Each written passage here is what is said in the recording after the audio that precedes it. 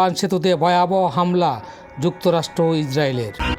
এই সেতুটি তেহরান এবং কার্যের যোগাযোগের গুরুত্বপূর্ণ মাধ্যম। প্রায় ৩৫ কিলোমিটার দৈর্ঘ্য এই সেতু, উচ্চতা ১৩৬ মিটার। ইরানের সবচেয়ে দীর্ঘ ও উচ্চ সেতু ছিল। ভিডিও ফুটেজে দেখছেন ইরানের রাজধানী তেহরানে যুক্তরাষ্ট্র ইসরায়েলের বিমান হামলা। প্রিয় দর্শক, আমাদের এই আনন্দ ভারত নিউজ চ্যানেলটি সম্পূর্ণ নতুন, কিন্তু এই যুদ্ধের প্রেক্ষাপটের কিছু দৃশ্য আমরা আপনাদের সামনে তুলে ধরতে চেষ্টা করছি। আমরা যুদ্ধ চাই না, আমরা শান্তি চাই। আমাদের চ্যানেলটি যদি ভালো লাগে আপনারা সাবস্ক্রাইব করে আমাদেরকে উৎসাহিত করবেন। প্রিয় দর্শক, এদিকে যুদ্ধ থামানোর লক্ষ্যে পাকিস্তান আমেরিকা এবং ইরানকে মধ্যস্থতার প্রস্তাব দেন, কিন্তু পাকিস্তানে আমেরিকার সঙ্গে যুদ্ধবিরতি আলোচনা বসতে রাজি নয় ইরান। অনিশ্চয়তার পথে যুদ্ধবিরতির।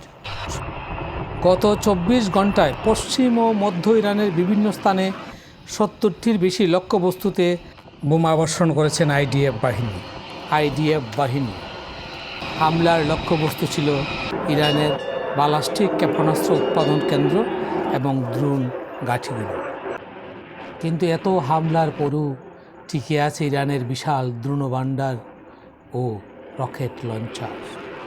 ডোনাল্ড ট্রাম্প যতই বলছেন যে কিছুক্ষণের মধ্যেই আমরা হরমুজ প্রণালী মুক্ত করব, কিন্তু এখন পর্যন্ত ইরানের অধীনেই হরমুজ প্রণালী রয়েছে। গতকাল আমেরিকার F-15E ফাইটার জেট ইরানে ভূপাতিত হয়েছে। নিখোঁজ ক্রুজের সন্ধানে জোর তল্লাশি চালাচ্ছে যুক্তরাষ্ট্র। নিখোঁজ এক ক্রুকে খুঁজতে তল্লাশি চালিয়ে যাচ্ছে মার্কিন বাহিনী। ওই বিমানের একজন ক্রুকে এর মধ্যে উদ্ধার করা হয়েছে বলে দাবি করেছে যুক্তরাষ্ট্র। এখন ইরানের নিরাপত্তা বাহিনীও ওই বিমানের পাইলটকে খুঁজে পেতে তল্লাশি চালাচ্ছে বলে জানিয়েছে দেশটির রাষ্ট্রীয় সংবাদ মাধ্যম। ইরানের দক্ষিণাঞ্চলে যুক্তরাষ্ট্রের F-15 যুদ্ধ বিমানটি ভূপাতিত হয়েছিল। ইরানের রাষ্ট্রীয় সংবাদ মাধ্যমগুলোতে নাগরিকদের আহ্বান করা হয়েছে যেন তারা আমেরিকান বিমানের পাইলটকে জীবিত ধরতে সাহায্য করে। এছাড়া বিভিন্ন সংবাদ মাধ্যমে পাইলটকে ধরতে পারলে ৫০,০০০ পাউন্ড পুরস্কার দেওয়া হবে এমন ঘোষণাও দেওয়া হয়েছে।